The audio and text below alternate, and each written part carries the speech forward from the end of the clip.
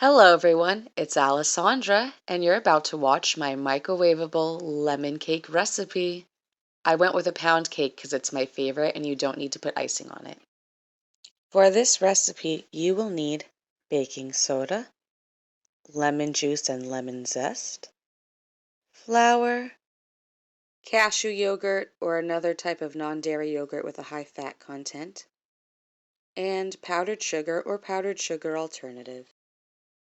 We're going to start off by taking our powdered sugar or powdered sugar alternative. In my case, the one I bought is made out of monk fruit. And we're just pouring it into the bowl, and then we're going to add our 1/4 cup of lemon juice.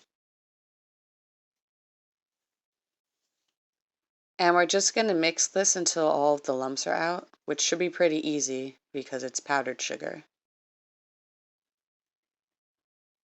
And when you're done, it should look like this. Beautiful. And just add your lemon zest. It's meant to be 2 pinches, but I accidentally added all of it and had to zest another lemon to take the beautiful photo you saw in the beginning of the video. And now that that's all mixed, it's time for our secret optional ingredient for color, turmeric. I just went with like 3 shakes of turmeric, but this is not a necessary ingredient. And if you have little children, they may like the color, but they might not like the turmericy taste. Personally, I did not even notice the turmeric in the cake. Time for 5 ounces of non-dairy yogurt. This cup is actually 5½ ounces, but I just didn't bother scraping it, and it worked pretty well. Now we're taking our baking powder, and we are stirring it into our flour before adding this into the wet ingredients. You do have to mix it ahead of time, otherwise the cake is only going to rise in one spot. Now we're going to add in our dry ingredients. Just do 1/2 at a time and then mix it in. It's best to use a folding motion. This is what the folding motion would look like. And like I said, you're only adding half of the dry ingredients at first. See, not really stirring, more of a fold. And you are going to want to rotate the bowl at some point, but it's kind of hard to show you guys everything while filming. Alright.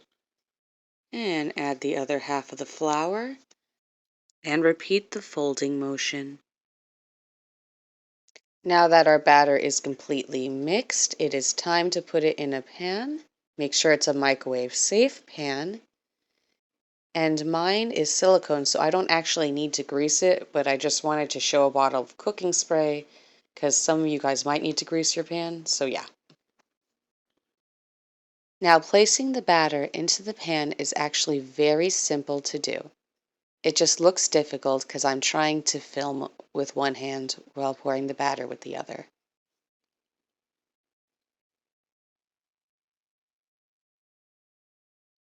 But you guys should have a much easier time doing this, unless you're also filming yourself making the cake.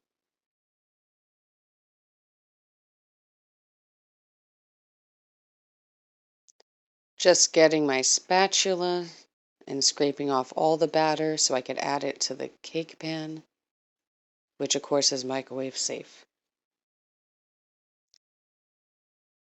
And now that our cake is ready, we're just going to bang it on the counter a few times to make sure it's nice and even.